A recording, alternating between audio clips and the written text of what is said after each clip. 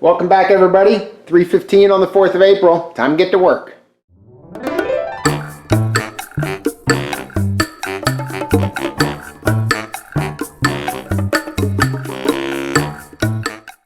All right, what I've done here, I took an old hinge and just traced out metal. This is 16 gauge. I think it's 16.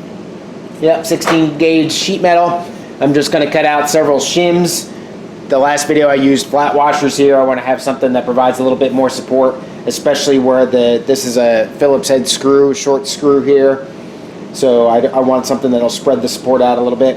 And I also made two here for this side for using just in case I need it. I know especially that one area on the driver's side, or excuse me, passenger side's door, I got a lot of paper in there. I'd like to replace that with a piece of metal. So I'm going to go ahead and cut that, make a big mess here, make a lot of noise, and get that taken care of. All right, so again, cutting steel here, earmuffs, safety glasses, gloves, a lot of safety stuff going on here. Gets hot, gets sharp, all that kind of good stuff. These aren't really the best gloves, but they won't let me, they won't burn me anyway. So I'm just going to go ahead and cut some of this stuff out.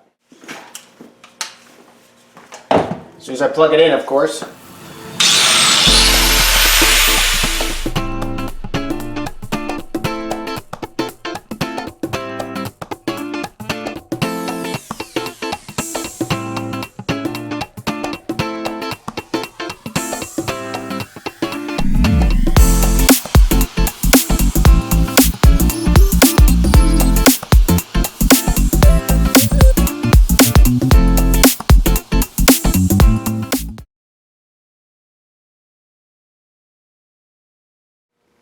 All right, got them all roughed out. Now I'll take the flap disc here and trim them down to size. Not that concerned, and then I'll get some, not that concerned for, you know, perfect fit or anything.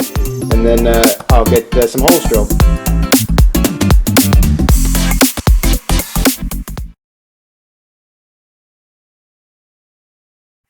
All right, well, I'm not going to bore you with any more of that, but there you go.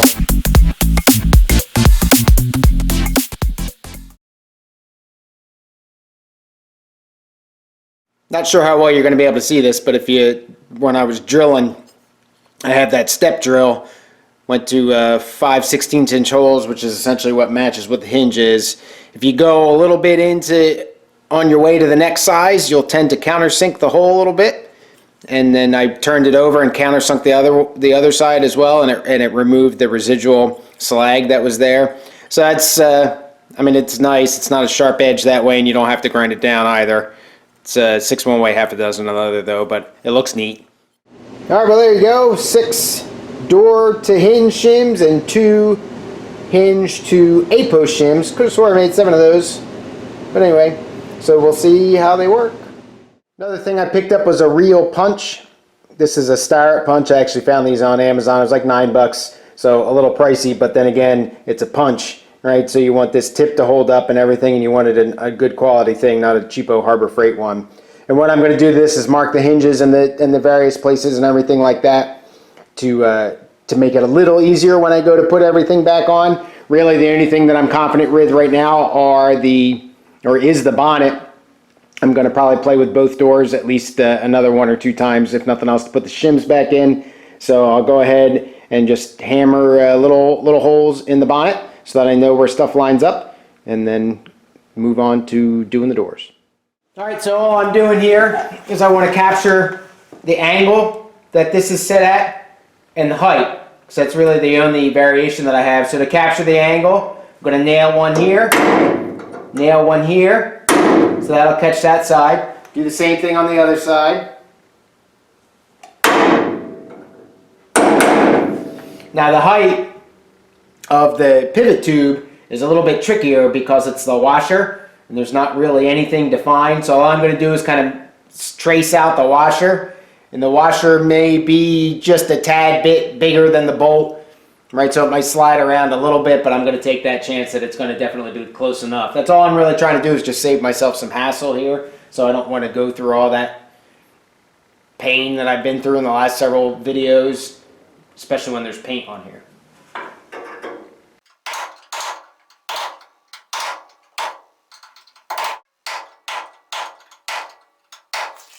All right, so again, out of the adjustment possibilities on this hinge, you've got this bolt, which just slides back and forth on you, right?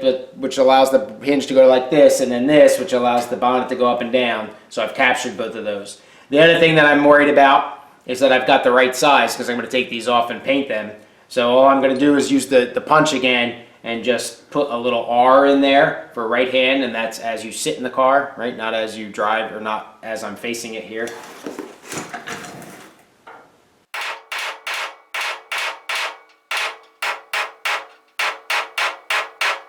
All right, that's pretty good penmanship.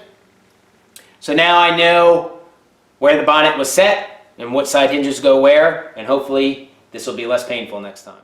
All right, long time in coming, but I'm calling it good. Got the bonnet marked, happy with the door gaps, I'm happy enough.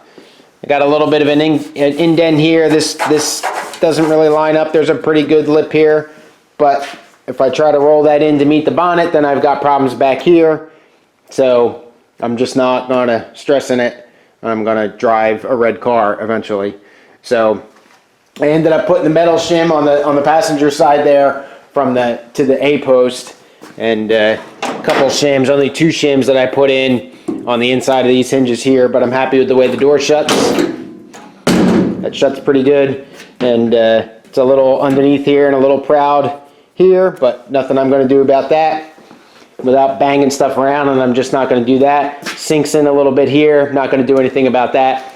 Another thing is I don't have the door cards on here, so hopefully between the door cards and the rubber seals, it'll make up a little bit of a slop for me. So I'm going to go ahead and mark all the stuff with the punch like I did on the bonnet. Mark several places, both on the door and on the B post, or excuse me, the A post, and then start disassembly to get stuff back. Got a lot of work here yet on this body. All right, the body's completely disassembled. Everything's set back over there. Bonnet's not off, obviously. I didn't really feel like pulling out the engine hoist tonight to lift that off. So in the interim, I put a little polishing wheel on the bench grinder here and tried to shine these up a little bit. They probably are shinier in person than they are that you're looking at, but they're not, they're 50 years old. Chrome seems to have held up pretty well. There's a couple bubbles in this one. This one's a lot better. But anyway, I still got the door handles. I'll save what I can save. I don't, not going to be a show car. I'd rather use original and buy new stuff. Some of the chrome stuff, like the lettering and everything, that stuff was pretty trashed. Didn't have an emblem, so I ordered some of that stuff. Anyway, I am going to turn the heat up a little bit, get it over 65 degrees in here. I don't know that I'll paint this weekend. I'm coming back on Sunday, but I'll definitely get back into the bodywork part, and if I can get epoxy primer up at the end of that, I may very well try to do that. But I don't have the tent anymore, and I bought all new plastic for the tent, and I really would like to get this place cleaned up first, so I probably won't get to paint, but I'll heat it up and see. See you in a couple seconds. All right, Sunday morning about 8:30, time to get that body off.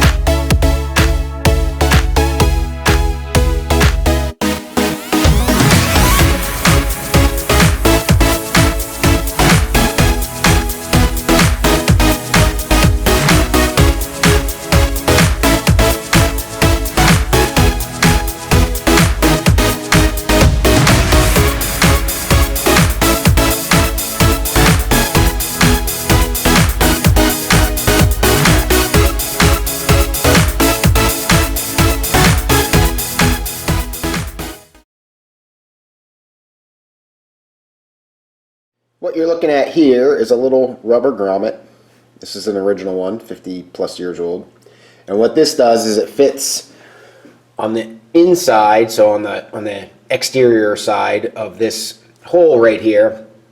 And that's where the emergency brake or the handbrake cable comes through and goes to the handbrake thing. Well, you can't get these anymore, of course, and this one is very brittle and cracked and everything like that. So a gentleman on My Favorite Forum has a 3D printer that he can print all sorts of wild stuff. So he made 6 prototypes. I gave him just the micrometer measurements on this thing. He made several prototypes here. You can see that that's pretty amazing how it matches up. A little bit of a grommet size thickness here change, and then a couple of them, if you can, I don't know how well you can see it, but there's little breaks in the flange there, I guess, just to make it a little easier. So I'm going to do a bunch of test fits right now of these things and see which one works best and which one doesn't, and let him know that. Also, I've taken to, instead of actually doing any real work, I guess you could say today, I'm going to go ahead and get some stuff cleaned up. I got all the emergency brake stuff to do, all the handbrake stuff to get cleaned up, figure out how all that stuff goes together. I have an original one, this little doohickey on here. I guess you can't get them anymore, but this is the transition portion of the brake that goes from the handbrake lever itself, which you connect on that side, all the way out to this this contraption here that allows you to operate the handbrake actually. So I'm going to be working on cleaning all that stuff up. Not going to be a very exciting day as far as work on the car itself goes. Continuing to move on with little odds and ends stuff. I got a whole bunch of stuff cleaned up. This is the dimmer, or I think the dip switch it's called. It's in the it's like the old American cars where you hit the high beams on your foot in the wheel well. This is the same thing. And I got the steering column, or the shaft itself, whatever you want to call it, that's cleaned up. I don't know if I'm going to get to the radio support. A couple other things cleaned up. What I'm going to do now is, this is the license plate light, and it's a separate piece. I'll walk you back there real quick. A little dark back here, but you can see those holes right there, and that's this larger holes where the wire comes through for the light. And this thing just kind of sits here like this and lights up the license plate. Well, Dorothy's was completely destroyed, rusted out. They're notorious for it. I got a couple of them. One from the black car. This is the one from the black car. I had to hack that off, if you can see that. Or excuse me, if you can see that bolt's cut away. And so what I'm going to try to do is, I'll keep this one in reserve, and I picked up another one, and there's several spot welds. This bracket piece here is separate. I'm going to try to drill out the spot welds. I think there's 4 per side, which is a little bit overkill, but so be it. 4 per side. Get that center piece out, get that cleaned up, get the piece that I am left with there cleaned up, and see if I can't get this thing to be salvageable here. And I got, like I said, I got another one if worse comes to worse. Got the piece off. This is the piece that attaches to the car. Not in too bad a shape. Obviously this came off a blue car, deep blue, kind of pretty. But this is the piece that was on the inside. Mangled the heck out of that thing. And I think that nut right there is a captive nut. I think what I might do is just hammer this completely flat. You can see there that there was a bolt in there already, and somebody drilled it out out of center, which is fine, but so that's obviously not going to work for me anymore. So I think just to be able to get in all the nooks and crannies, I'm just going to knock this completely flat, and then with my metal brake bring everything back to where it should be. And then after getting it cleaned up and a new captive nut welded in there, instead of trying to work in the hard corners and all that.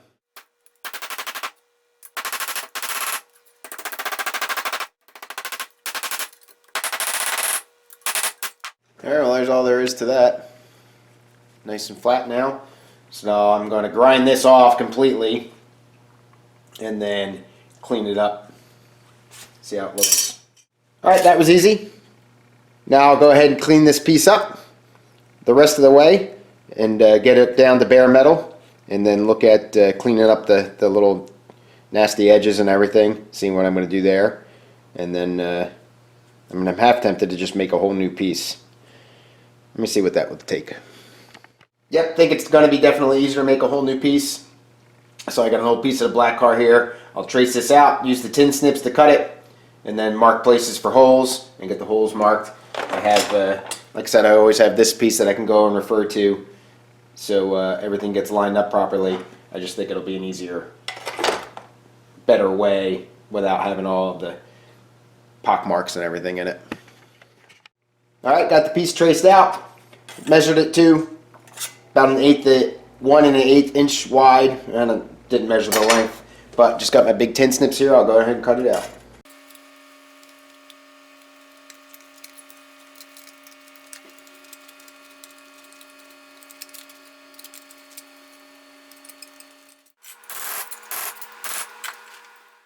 Alright, so I got the piece cut out. It's a little uneven. So I got the good piece in there, and I'm just going to essentially take the flap disc on the grinding wheel and make these two things the same. A little bit to do up here and a little bit to do on the bottom.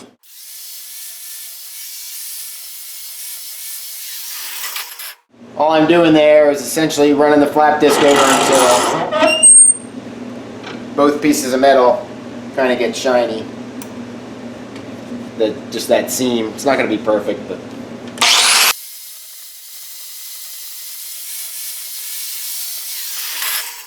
alright, good enough.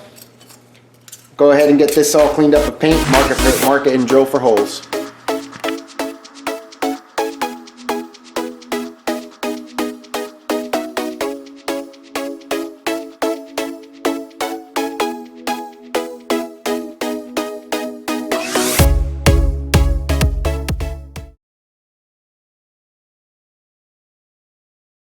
Alright, it's not too bad.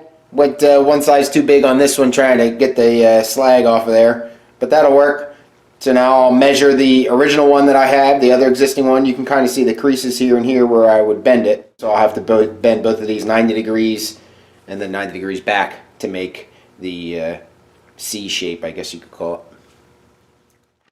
I thought I'd turn the camera on there, but I didn't. So I bent one side already with the brake. Got that all set up here. Alright, so the other bend I'm not going to be able to do on the brake. I'm going to have to do that on the vise. And all I need to do is come this way with this ear. But I can do this other ear. So I'll do that real quick. Alright, that seems to line up pretty well. Now I got to bend it the other side. And I don't really have any measurements at all for this. So I'm just going to kind of measure and wing it a little bit. Looks like about 1/2 of an inch or so. More like 5/16 of an inch looking at the other one. So I'll go ahead and mark this for 5/16. Alright, got it nice and tight in the vise. All I'm going to do is just bend it by hand here.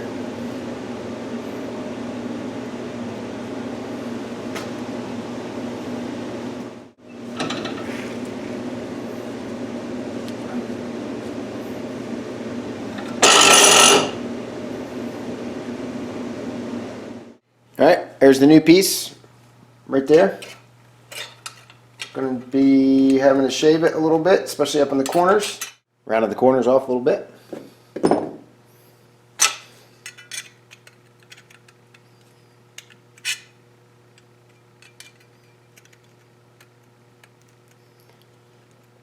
Alright, looks like this side here is gonna fit real well. Take off a little bit, but this side needs to get quite a bit taken off, so. The other thing, it's kind of hard to see, is it looks like it kind of flares out a little bit. This side doesn't flare. I think that was my fault.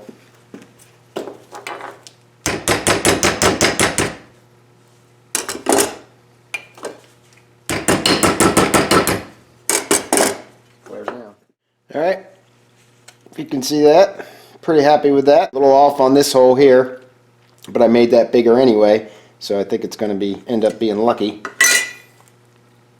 Sure, I can adjust it a little bit. It's not very thick. It's only 20 gauge. Yep, a little crooked, but I'll make sure that when it goes in the car, it's not like that. You don't want it to be crooked in there, so we'll call this good, at least for now, and then I'll have to revisit it for paint and all that kind of stuff. I'll put epoxy on this. Should have probably sanded it first. I'll get epoxy on it and call it good. Oh, and by the way, I decided not to use a captive nut. I'm just going to use nuts. I don't really see why you'd want to use a captive nut here, other than maybe to prevent it from sliding around a little bit back there. but I'm just going to leave it the way it is. All right, everybody, that's all I got for the weekend. Thanks so much for watching. Leave a comment below. Tell me what you think.